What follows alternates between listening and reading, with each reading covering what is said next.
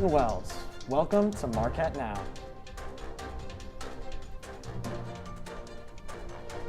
Coming up, Wisconsin leads the nation in vaccine distribution. Student storms go dark. A movement at Marquette making some magic. Milwaukee Brewers fans hitting a home run on opening day. All that and more, starting now. The COVID-19 vaccine rollout is reaching a greater population in Wisconsin. Anyone 16 and over is eligible as of Monday. Marquette Now's Kaylee Starl is live in the Alumni Memorial Union with more. Kaylee? Thanks, Andrew and Ben. Like you guys just said, Wisconsin is one of the nation's leaders in COVID-19 vaccine distribution. On Monday, anyone 16 and older in the state became eligible to receive the vaccine. Now behind me is the Lunda Room, where the Marquette University Medical Clinic administers their own COVID-19 vaccines. Eligibility on campus will now include all students, faculty, and staff starting next Wednesday. If you wish to get vaccinated through the on-campus clinic, you can schedule an appointment to receive the Johnson & Johnson vaccine again next Wednesday through the Marquette Medical Clinic page. You can also receive your vaccine at various sites around Milwaukee, including the Wisconsin Center, local pharmacies like a Walgreens, or a private medical provider. Now, the Moderna and Johnson & Johnson vaccines have not yet been approved for those under the age of 18. The only vaccine available for those 16 and older is the Pfizer vaccine. Looking big picture though, Wisconsin has administered over 3 million vaccines as of earlier today, with just over 34% of the eligible population receiving at least their first dose. Now, as more people are getting vaccinated, the Marquette University Medical Clinic wants to remind people that even once you are fully vaccinated, you should still continue to wear your mask, practice social distancing, and complete your daily COVID check. Back to you guys in the studio. The burnout for Marquette students is real. Easter weekend was the first time students had more than 2 consecutive days off from classes. Because of the pandemic, the university replaced spring break with mental health days throughout the semester. How is this affecting students' grades though? The University of Wisconsin-Madison announced yesterday they are reviving a pass-fail grading option for this semester. We're now joined by Assistant News Editor Megan Willard with Vice Provost for Academic Affairs, Dr. John Sue. They'll discuss burnout and Marquette's current grading policy. Thanks, Andrew. Dr. Sue and I will talk a little bit more about burnout on Marquette's campus. Thanks for joining us tonight, Dr. Sue. Thank you, Megan. It's great to see you all. Awesome. Yeah, does Marquette have any plans to follow the same steps as Madison in adding a pass-fail grade option for the semester? We do not. As was indicated in the lead-up, higher education last year pretty universally went to that alternative grading policy. By fall, there was a lot of difference across the country, with some institutions retaining an alternative pass-fail, others like Marquette shifting to the more traditional letter grade.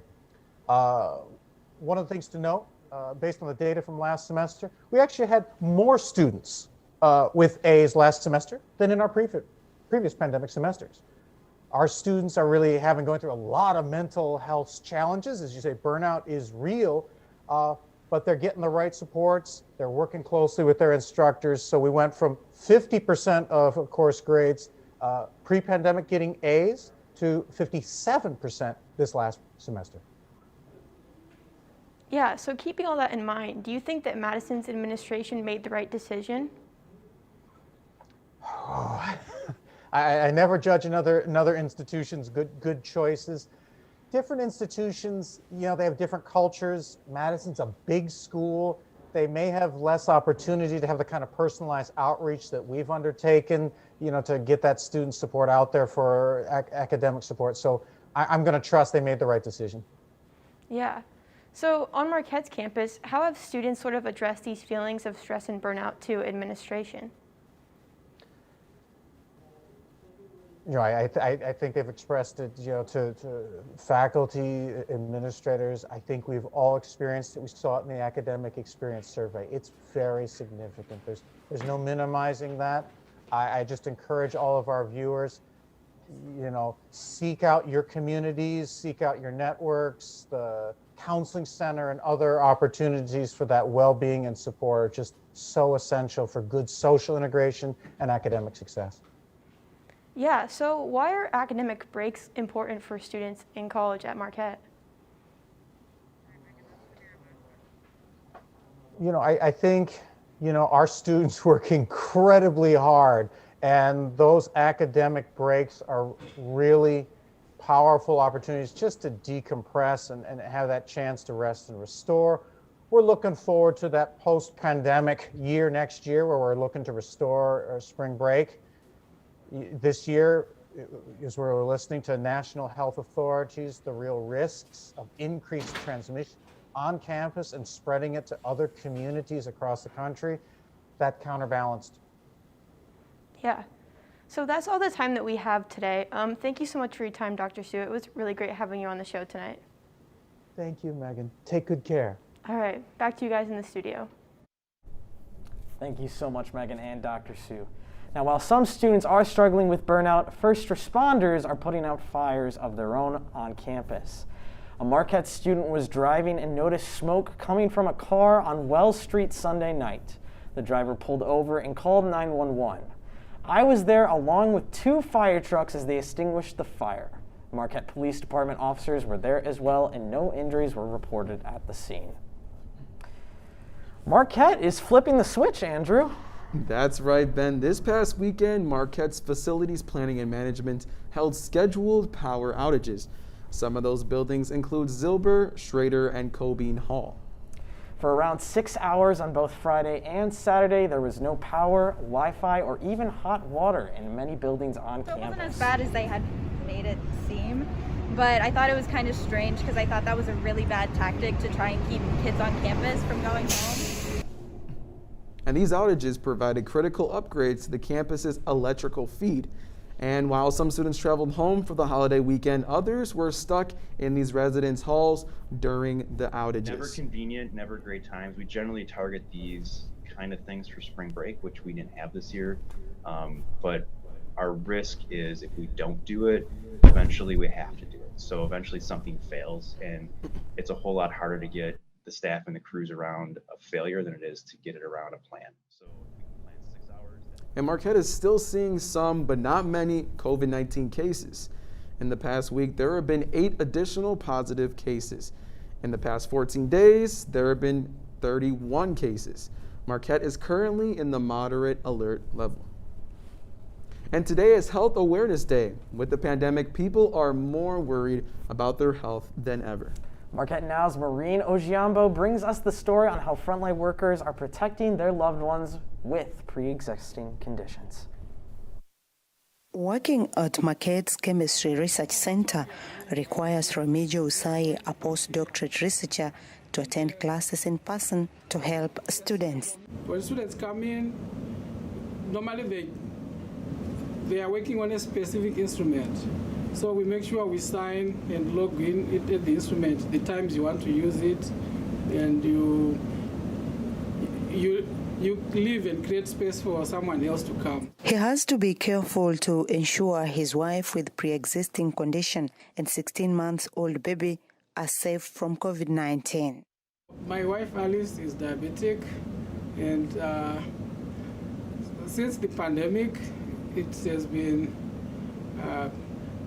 a few visits to the doctor to get a medication and for checkups. What I did since the pandemic started is to search for the right information, what to do, what not to do, to try to protect my family, especially Alice, and there's a little baby. According to the Center for Disease Control, anyone with a medical condition should consult their healthcare provider about steps one can take to manage their health condition and risks.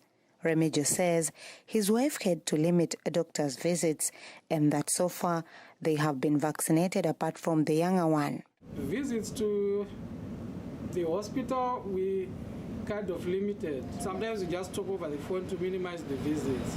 That gave us some hope after getting the vaccines. Today being the World Health Day, the World Health Organization is calling upon everyone to join new campaign for a fair and healthy world. Maureen Ogiambo, Marquette News. Did you notice the orange construction cones around Marquette's campus? Well, parts of Wisconsin Avenue are under construction. Some sidewalks and lanes are closed at the construction site of the new business building on 16th Street and Wisconsin Avenue. These disruptions will last for the remainder of the semester, so look for signs with additional detour information. A new organization childhood characteristics. And later, how a little slip of paper makes a difference in Wells Street Hall. All that and more when we come back. Me and my boy Matt had it good. He had catnip that was off the hook. But one day, he brings a girl home, and she's allergic to cats. Every sneeze was a nail in my coffin. Now I'm in a shelter. It's decent, but they don't even have Wi-Fi.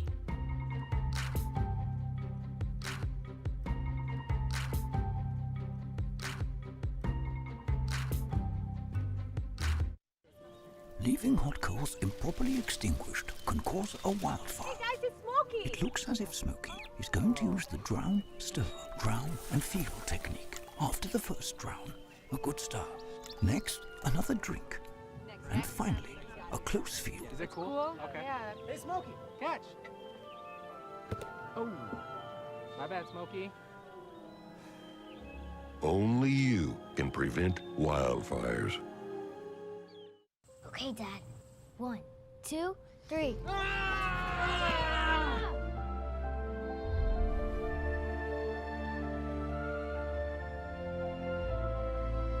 You saved me. Dad? Are you okay? I'm fine, dear. Your hero needs you now, and AARP is here to help. Find the care guides you need at aarp.org/caregiving. You told me not to talk to strangers. You told me not to cross the street without looking both ways. You told me not to touch the stove. You told me not to do drugs. You told me not to drink and drive. You gave me so many messages about how to stay safe.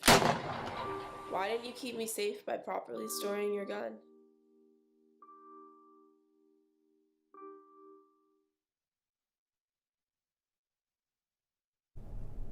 Welcome back to Marquette Now. I'm Andrew Muzu. And I'm Benjamin Wells. Superheroes and princesses, the fictional characters of our childhood. A new organization on campus is bringing these characters to life in order to spread some magic. Marquette Now's Kimberly Cook looks at how this organization is making a difference. Brave, strong, fearless. Words to live by as far as Paige Bridgink is concerned. But it's hard to sum up like, this has changed my life into an elevator pitch. Paige and the University of Wisconsin-Madison's A Moment of Magic chapter is part of a large nonprofit organization of the same name that aims to sprinkle a little magic into the lives of medically and socially vulnerable children. And then I saw A Mom, and I was like, oh my God, I get to hang out with kids and be Spider-Man. Oh my God, this is so wholesome and amazing. Composed of college student volunteers, the organization has reached over 45,000 children in 6 countries and 43 states, and has expanded to over 20 college campuses since it started in 2014. So I have friends who are like in New York City and California and Texas who will probably stand next to me at my wedding someday because I'm so close with them. And soon Marquette students will be able to spread some of that magic themselves, as Marquette is home to one of the newest A Moment of Magic chapters. Having the opportunity to form relationships with these kids and these families, and knowing that we're making a difference in their lives, I think just that opportunity is one that I've just felt so privileged to have, and it was one of the main reasons why I really wanted to bring it to Marquette. From Milwaukee, I'm Kimberly Cook, Marquette Wire News. Wisconsin residents voted in the spring Wisconsin general election yesterday. Marquette students and staff were able to vote in the Alumni Memorial Union.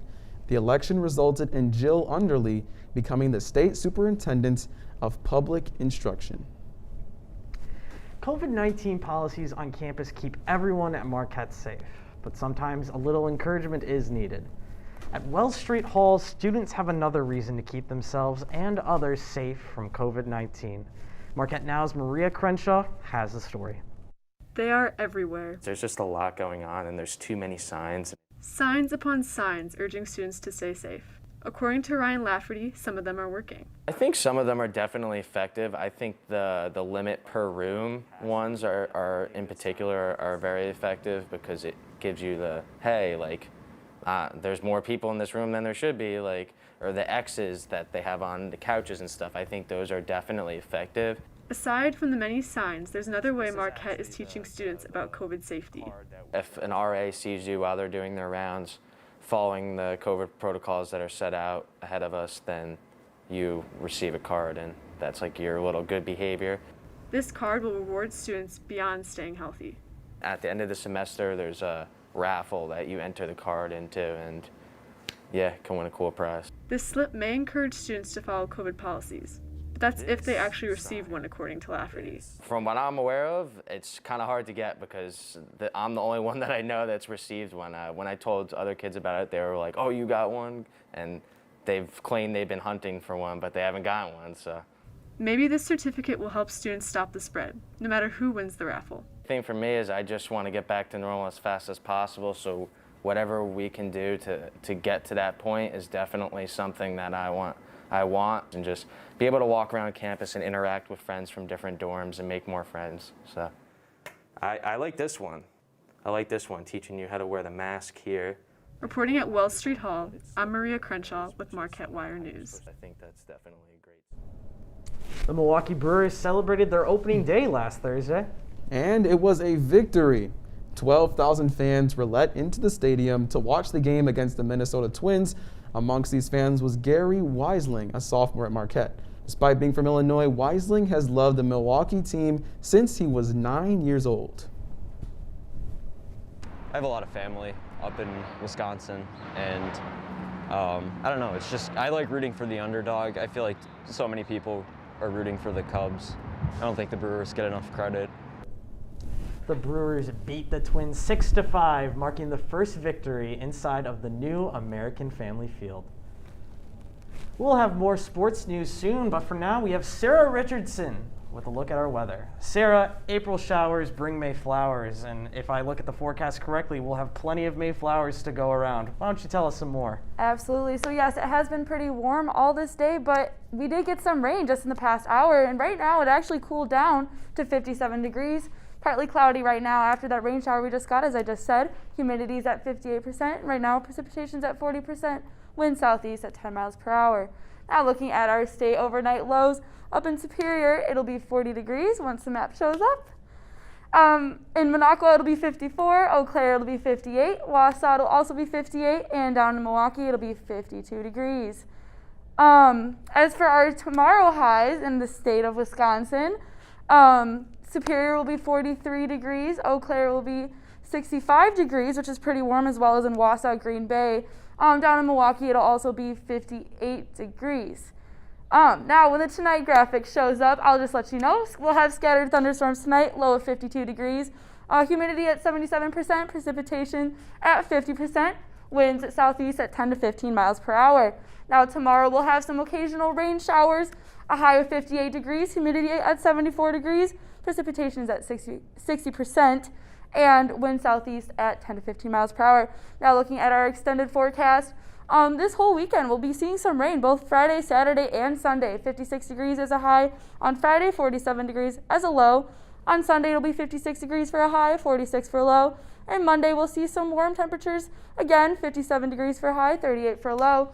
And that's it for weather. Stay with us because Amy Galashevsky will be right back with sports. I want to eat apples and bananas. I need to eat apples and bananas. Why can't I eat apples and bananas? Support the Feeding America nationwide network of food banks to help provide meals to those in need. Join us at feedingamerica.org. Hey, Bobo, do trees tell each other stories? I'm sorry. I'm afraid I don't know that. Hey, why don't we go find out? Listen. Can birds draw pictures? I don't have an answer for that. Dad, do stars visit their friends? Look!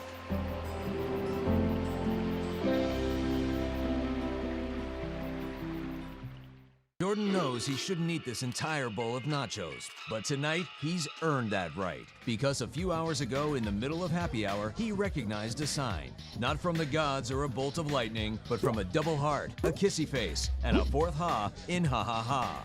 That's when Jordan knew he was buzzed. So when it was time to go, he got a ride home instead of driving. Be a legend like Jordan. Recognize your buzzed warning signs and get a ride home. Buzz driving is drunk driving. Our hearts are made stronger by how we treat others. Put her there. The light you share can impact those around you, but so can the darkness. Later, twerps.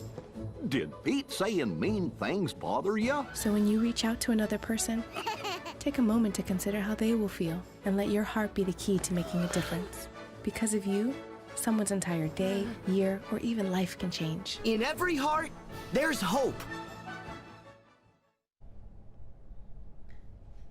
Welcome back. I'm Amy Galashewski with your Marquette Now Sports Report. Just hours ago, Kobe McEwen announced on his Twitter that he's transferring to Weber State. McEwen played 2 full seasons at Marquette and was awarded Marquette's Best Defensive Player last season. Speaking of men's basketball, the Baylor Bears are this year's national champions in the NCAA tournament. The Bears picked up an 86-70 win over the once undefeated Gonzaga Bulldogs on Monday night. Both number 1 seeds have been fighting for the top spot all season, but Baylor put a stop to the Bulldogs' perfect record. Baylor's junior guard Jared Butler went for 22 points, becoming the first player in a men's national championship to produce at least 20 points since 2003.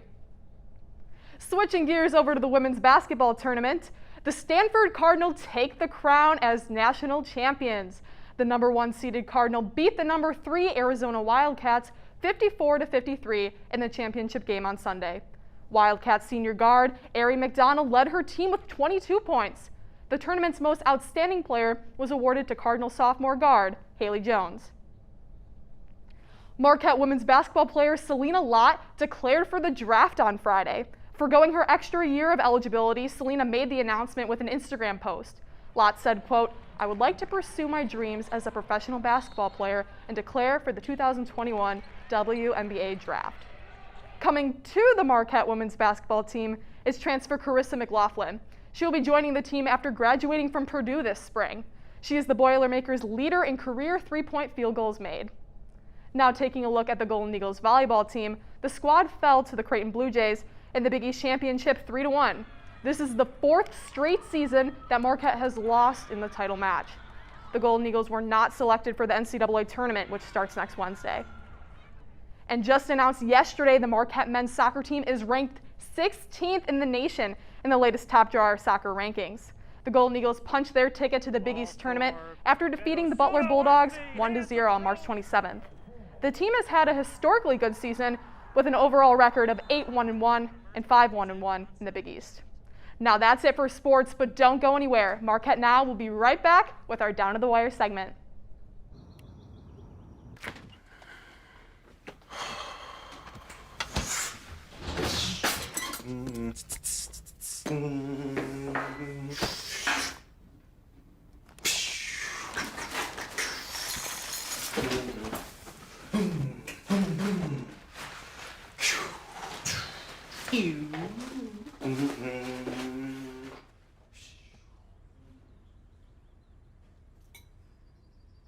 Bye-bye. Hi. Hoping for a crisp breeze to help keep you alert. Oh, he took a sip of water too. That'll probably help. You were probably gonna turn down the radio too, so you could focus, right? Probably okay isn't okay. Right? If you see a warning sign, stop and call a cab, a car, or a friend. I think the water line is what really drove it home. I blew on him. Today I'm going to talk to you about physics. Come on in, girls.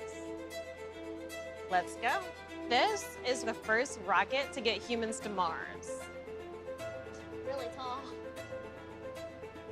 I'm a rocket structural engineer, designing and building parts of the rocket.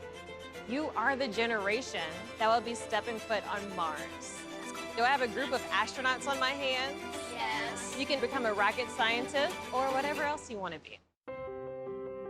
When I first saw a turtle, my heart was full. Now I'm anything but lonely. We had this deep connection, this heart connection. He just wants to be close to you and part of your life. Every day with turtle is a perfect day. When I'm holding her, it makes me feel calmer. I think everything he does shows how much he loves us. When we adopt a shelter pet, we discover they're a little bit of a lot of things. But they're all pure love. Welcome back. I'm Andrew Muzu. And I'm Benjamin Wells.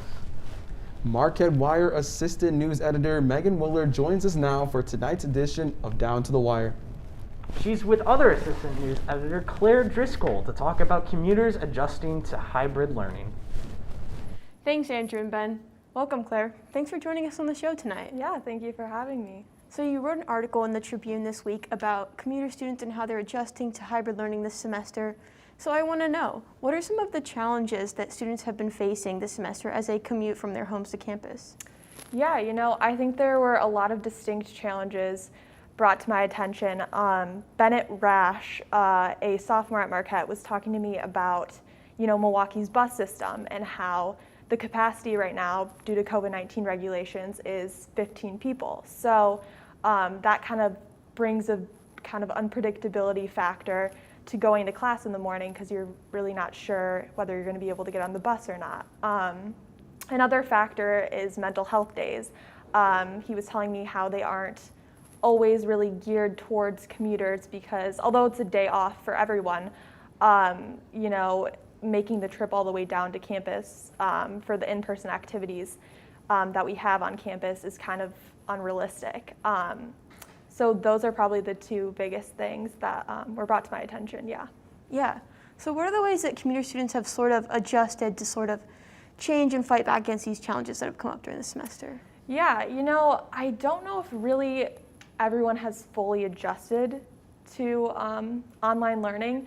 It's been a struggle. I actually read a report on how, it takes a lot more self-discipline and more motivation for students in higher education to learn online, and that was really echoed in every person that I talked to, every commuter that I talked to about online learning. I think another aspect is kind of the limited space, like in study areas and in the library, because especially for commuters, if there's not enough space, they have to make the hike back to wherever they are or at home, off campus. So that's definitely a big difficulty right now and something that they haven't really adjusted to quite yet. Yeah. So what are some of the other themes and similarities that the commuter students you talked to sort of brought to your attention? Yeah, like I kind of discussed earlier, I think just virtual learning has really just been a big difficulty for everyone. And I think everyone really wants to go back to in-person classes. I think also though, they want the exception for some students who still aren't comfortable in doing in-person classes next year to have that option if they want to do virtual. But everyone I talk to really wants to go back to in-person classes. Yeah, so in terms of who did you talk to for this article? Yeah, well I talked to two sophomores, Bennett Rash and Madison Donovan at Marquette, and then I talked to Ross Pendergast, and he is a junior at Marquette. All right, awesome. Thank you, Claire. Thanks for coming on the show tonight. That's all the time that we currently have. Yeah, thank you. I'll throw it back to you guys in the studio. All right, that's the report for tonight. Thanks for joining us. I'm Andrew Muzu. And I'm Benjamin Wells. Remember to check out MarquetteWire.org for all the latest campus news. Good night, Marquette.